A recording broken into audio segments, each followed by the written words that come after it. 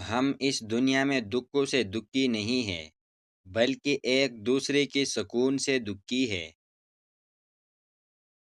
ایک آدمی دھوپ میں 8 گھنٹے مزدوری کر سکتا ہے لیکن پنکھے کے نیچے کھڑے ہو کر 2 رکعت نماز نہیں پڑھ سکتا۔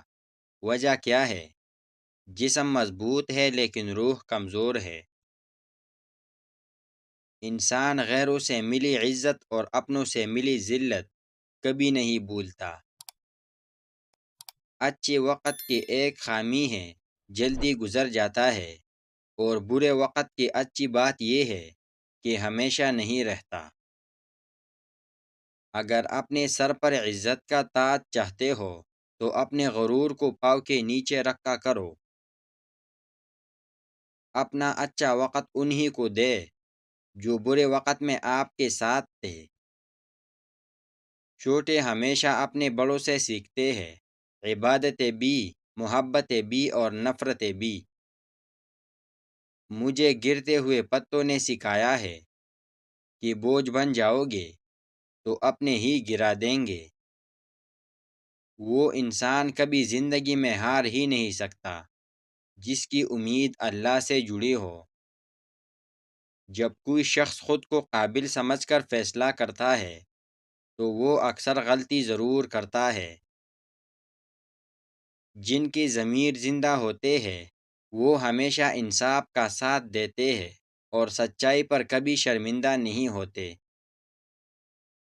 ایک عورت کی تربیت کا امتحان بہو بننے کے بعد اور اخلاق کا امتحان ساس بننے کے بعد ہوتا ہے۔ صبر کا دامن ہاتھ سے نہ چھوڑو، ہر کام آسان ہونے سے پہلے مشکل ضرور ہوتا ہے۔ ہر مذہب میں محبت ہوتی ہے لیکن محبت کا کوئی مذہب نہیں ہوتا۔ انسان اکثر ان لوگوں کو ڈھونڈتا ہے جن سے وہ محبت کرتا ہے اور ان لوگوں سے بے خبر رہتا ہے جو اس سے محبت کرتے ہیں۔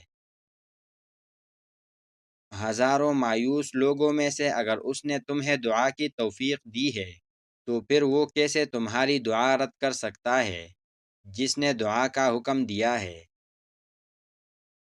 تمہاری ساری پریشانیاں تمہاری خواہش کی وجہ سے ہے، خواہش چھوڑ دو، تمہیں سکون مل جائے گا۔ معزز بننا چاہتے ہو تو دوسروں کی عزت کرو، کیونکہ یہ کام معزز بندہ ہی کرتا ہے اور یہی انسانیت کا کمال ہے۔